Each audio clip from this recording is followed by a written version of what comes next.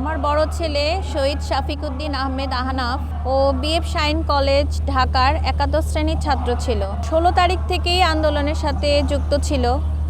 এর মধ্যেও 18 তারিখে বসুন্ধরায় রাবার বুলেট খেয়ে আসে। 19 তারিখ মিরপুর 10-এ টিয়ার সেল লাগে ওর মুখে। তাকে আমি ঘরে আটকে রাখতে পারিনি।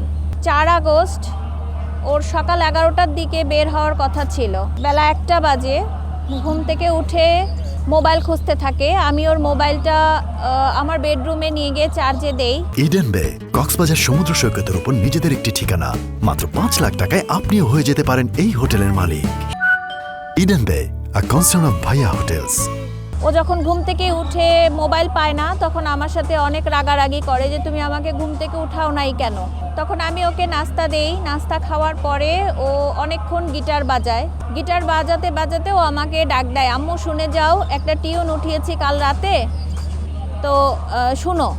তো আমি বললাম আচ্ছা শোনাও। তো টিউনটা আমাকে শোনায়, অনেক সুন্দর একটা টিউন উঠায় ও।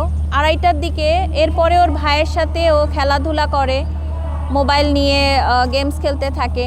এর মধ্যে ওর 2-3টা ফোন আসে। ফোন নিয়ে ফোনে কথা বলার পরে ওই দিনও 2:30 বাজে। তখন আমি ওকে বলি, বাবা আমি তোমাকে ভাত খাইয়ে দেই। বলে হ্যাঁ আম্মু ভাত খাইয়ে দাও। এটাই যে আমার ছেলের শেষ ভাত ছিল আমার হাতে, জানতাম না। ওকে আমি ভাত খাওয়ানোর পরে আমি গোসলে যাই। বের হয়ে দেখি যে ও রেডি হচ্ছে। তো যখন শার্ট পরতেছে আমি ওকে বলতেছি কোথায় যাচ্ছ? তো বলতেছে কোথাও না। তা আমি ওর রাস্তা রুখে দাঁড়াই। আমি বললাম আমি তোমাকে আজকে যেতে দিব না, আজকে অনেক ঝামেলা হবে, আজকে আমি তোমাকে বের হতে দিব না। তো আমাকে বলে সরো তো সরো, আমি বের হব। আমি বললাম না, আমি তোমাকে আজকে বের হতে দিব না। তখন ও আমাকে বলে আমি তো বের হবই। তাই আমি বললাম আচ্ছা তুমি যখন বের হবাই, আমি তোমাকে আটকে রাখতে পারছি না, তাহলে আমিও তোমার সাথে যাব। সরো বলে ও কি করলো, শার্টটা খুলে ফেললো। খুলে ওর যে ফুটবল ক্লাবের জার্সি, ওর কলেজের, ওই জার্সিটা পরলো এবং ঘরে যে ও ট্রাউজার পরা ছিল ওই ট্রাউজারটা পরেই ওর নিচে নামলো। সেই দিন আর কোনো ব্যাগ নেয়নি, পানি নেয়নি, কিছুই নেয়নি। মোবাইলটা নিল, নিয়ে বের হয়ে গেল। পরে হচ্ছে আমি ওকে যখন ফোন দেই আধা ঘন্টা পরে যে বাবা তুমি কই, বলে যে আমি 10 নাম্বার। তাই আমি বললাম তুমি না আমাকে বললা তুমি যাবা না, তাহলে কেন তুমি 10 নাম্বার গেলা? তো বলতেছে যে আমি আম্মু তুমি টেনশন করো না, আমি সেভ আছি, আর এখানে ওরকম কিছু হচ্ছেও না, সব আর্মিদের দখলে আর আমাদের স্টুডেন্টদের দখলে 10 নাম্বার। তখন আমি বললাম যে না বাবা থাক, তুমি চলে আসো। হ্যাঁ আম্মু, হ্যাঁ আমি আসতেছি, তুমি ফোন রাখো, আমি চলে আসব। পরে এরও আধা ঘন্টা পরে আবার আমি ফোন দেই। তখনও আমাকে বলে যে আম্মু আমি সেভ আছি, তুমি চিন্তা করো না, যদি কোনো ঝামেলা হয় আমি চলে আসব।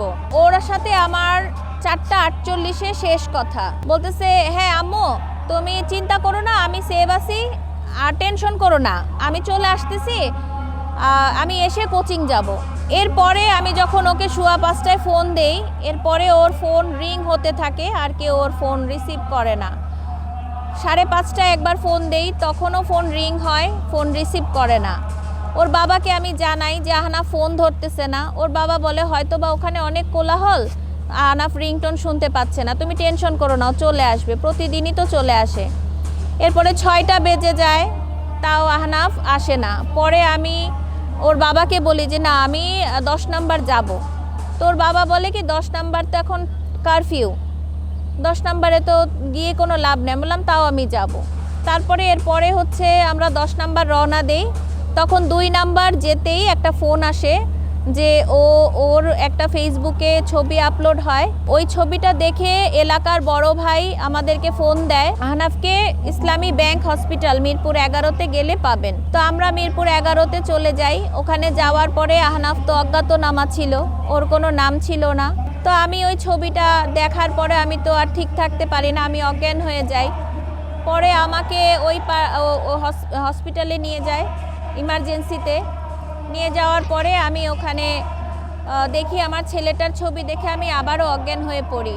পরে যখন জ্ঞান ফিরে তখন ওইখানে কিছু ছেলেরা ছিল, ওরা বলতেছিল যে আপনারা দ্রুত সোহরাওয়ার্দী হসপিটালে চলে যান, ওইখানে গেলে ওকে পাবেন। পরে আমরা সোহরাওয়ার্দী হসপিটালে যাই। ওখানে যাওয়ার পরে মর্গে ওর বডিটা পাই। দিন তো চলে যাচ্ছে, খাওয়া দাওয়া সবই করা হচ্ছে, কিন্তু আমরা তো বেঁচে নাই। যতদিন না আমরা এর বিচার পাই ততদিন আমাদের শান্তি নাই বা আমরা বেঁচেও নাই। হয়তো আমরা সেদিন একটু শান্তি পাবো যেদিন আমাদের বাচ্চাদের বিচার হবে।